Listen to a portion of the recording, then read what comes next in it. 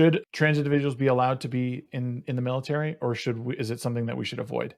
I think I've always been somebody who says if you can do your job, then I don't care. And Mhm. that's kind of the way that the military has always kind of been set up as. I know a lot of people that have never served, or some people that have served and stuff like that, have weighed in on this issue, but they just don't understand that it doesn't matter who you are, you should be able to serve. Now, I get it.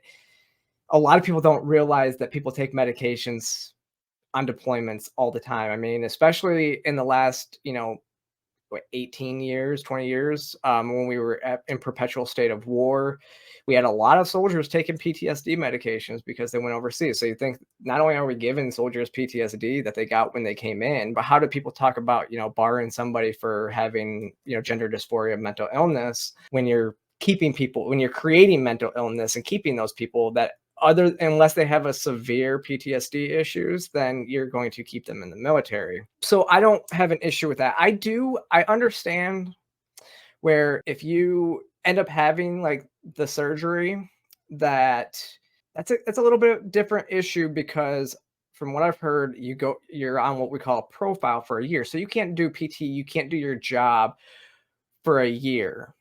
And as a former leader in the military, basically what that means is you're stuck in a unit, you can't deploy. That is a nightmare for any commander in the army, because they can't replace you with somebody. You're taking a spot from somebody else that is deployable. So those like profiles and stuff like that are very different. And so it's hard for me to say that you should be allowed to get the surgery while you're in the military. I don't think I would trust those doctors anyways, but that's just me. I know a lot of people that have had different surgeries. Actually, I have a couple friends that are currently serving in the military that have transitioned, and they've had surgeries and stuff like that. And I know a lot of people are against like the taxpayers funding surgeries, which I get it. I get you don't want taxpayer dollars to go towards that. But again, what people don't realize is that like spouses can get like breast augmentation. Actually, soldiers can get like breast augmentations if they say they feel bad about their bodies and stuff too. Can they really? Because what happened? Yeah. So what happens? A lot of surgeons. So surgeons, for example, they have to keep up their OR or their operating hours, right? Mhm. And so they can schedule plastic surgery to get those operating hours. Otherwise, they fall out of what is it? Like I guess regulations to where you don't have enough hours, so you could like you would have to go do more OR time with somebody else, like have to go Okay. back into that space. So a lot of times they do that just to keep like practice up. And a lot of times they'll do plastic surgeries like that because when a soldier is when a soldier has been harmed overseas, like something happens, maybe they've been burned on their face or something, they get plastic surgery, so they still have to know how to do plastic surgeries and stuff too. So this is a way for them to keep up those hours. Okay. uh, so it just puts a different perspective in there. So if you're against one, at least know the full extent to it and understand that it's not just trans people that are having like plastic surgery while they're in the military. Right. Well, I wonder too. 'Cause I mean, it's one of the things I think about is if it just seems, again, completely out of ignorance, it seems like such a traumatic thing to deal with, inside your own head. Like I've had bouts of depression, but I've never experienced it in a ways that many people have. And Hmm. I'm very thankful for that. And if there's one privilege I have been bestowed with is is that I've not experienced like suicidal thoughts or anything like that. I'm very blessed to be able to sort of pick myself up out of depression.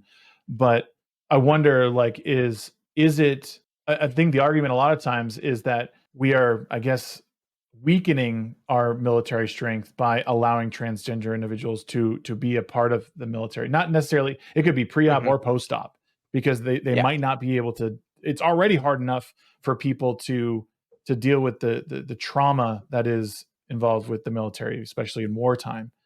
Again, I'm speaking as someone who has not been in the military, but Yeah. as again, this is what No, I I got you. hear. So I wonder, like, is it something to worry about? It like if like I'll be clear for those who want to clip me out of context. I want anyone who wants to serve to serve. If you have a passion to protect this nation, I think it's important to do that. But I guess, are we weakening the military by allowing someone with such mental deficits in one area or another to fight on the front lines or be an officer in the military. No, I don't think so. And one of the biggest reasons that I would say that is because what most people don't realize throughout the history of our country, um, I don't know about throughout our whole history, but for the vast, like when I started looking into things, actually, what people don't realize is a lot of there's a higher percentage of the population that served in the military that is trans throughout our history, than there is in the general population. So what's you know, and so I mean, because until recently, when they were allowed to serve openly, a lot of people would get out and then transition after they got out, just like I did. So when it wasn't accepted and it wasn't allowed, that's how we know that there's always been a high population of trans soldiers.